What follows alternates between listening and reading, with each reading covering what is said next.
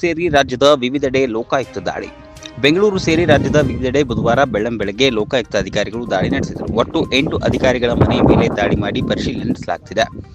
ಬೆಂಗಳೂರಿನ ಸಾರಿಗೆ ಇಲಾಖೆಯ ಜಂಟಿ ನಿರ್ದೇಶಕಿ ಶೋಭಾ ಮನೆ ಮೇಲೆ ದಾಳಿ ನಡೆದಿದೆ. ಚಿಕ್ಕಮಗಳೂರು ಜಿಲ್ಲೆಯ ಕಡೂರು ಆಡಳಿತ ವೈದ್ಯಾಧಿಕಾರಿ ಡಾಕ್ಟರ್ ಎಸ್ಎನ್ ಉಮೇಶ್ ನಿವಾಸದ ಮೇಲೆಯೂ ಲೋಕಾಯುಕ್ತ ದಾಳಿ ನಡೆಸಿದೆ. ಅಲ್ಲದೆ ಬೀದರ್ ಜಿಲ್ಲೆಯ ಸಣ್ಣ ನೀರಾವರಿ ಇಲಾಖೆ ಇಂಜಿನಿಯರ್ ರವೀಂದ್ರ ಮನೆ ಮೇಲೆ, ಬೆಳಗಾವಿ ಜಿಲ್ಲೆಯ ಖಾನಾಪುರ ತಹಶೀಲ್ದಾರ್ ಪ್ರಕಾಶ್ ಶ್ರೀಧರ್, ತುಮಕೂರಿನ ನಿವೃತ್ತ ಆರ್ಟಿಒ ಅಧಿಕಾರಿ ಎಸ್ ರಾಜು ಮನೆ ಮೇಲೂ ದಾಳಿ ನಡೆದಿದೆ. ಗದಗ ಜಿಲ್ಲೆ ಹಲವೆಡೆ ಲೋಕಾಯುಕ್ತ ಅಧಿಕಾರಿಗಳು ದಾಳಿ ನಡೆದಿದೆ. ಗದಗ ಪೆಟಗೇರಿ ನಗರಸಭೆ ಇಂಜಿನಿಯರ್ ಮನೆಗಳ ಮೇಲೆ, ಕಾರ್ಯನಿರ್ವಾಹಕ ಇಂಜಿನಿಯರ್ ಹುಚ್ಚೇಶ್ ಬಂಡಿವಡ್ಡರ್ ಮನೆ, ಕಚೇರಿ ತೋಟದ ಮನೆ ಮೇಲೆ ಲೋಕಾಯುಕ್ತ ಅಧಿಕಾರಿಗಳು ದಾಳಿ ನಡೆಸಿದ್ದಾರೆ. ಗದಗ ಗಜೇಂದ್ರಗಡ ಅಕ್ರಮ ಆಸ್ತಿ ಗಳಿಕೆ ಲೋಕಾಯುಕ್ತ ಕ್ರಮ ಕೈಗೊಂಡಿದೆ. ಬೆಳಗಾವಿ ಜಿಲ್ಲೆ ಖಾನಾಪುರ ತಹಶೀಲ್ದಾರ್ ಪ್ರಕಾಶ್ ಗಾಯಕ್ವಾಡ್ ಮನೆ ಮೇಲೆ ಲೋಕಾಯುಕ್ತ ದಾಳಿ ನಡೆದಿದೆ. ಬೆಳಗಾವಿ ನಗರದ ಲಕ್ಷ್ಮೀನಲ್ಲಿರುವ ಪ್ರಕಾಶ್ ನಿವಾಸ, ತಹಶೀಲ್ದಾರ್ ಕಚೇರಿ, ನಿಪ್ಪಾಣಿ ನಿವಾಸ ಸೇರಿ 6 ಕಡೆ ದಾಳಿ ನಡೆದಿದೆ.